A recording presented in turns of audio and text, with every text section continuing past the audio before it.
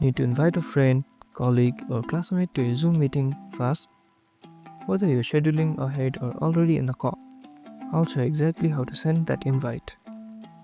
To invite someone before the meeting starts, open your Zoom desktop app and go to the Meetings tab on the left.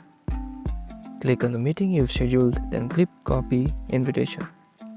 This copies the meeting link, meeting ID, passcode, and all the joining details to a clipboard.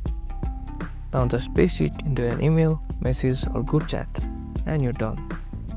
If you're already inside the meeting and want to invite someone on the fly, click Participants at the bottom and then hit Invite. You can either invite from your contacts, send an email invite, or click Copy Invite link to share it anywhere.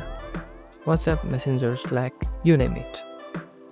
Inviting someone to Zoom is literally just a couple of clicks away. Like this video if it helped you and share with your team. And subscribe for more videos just like this.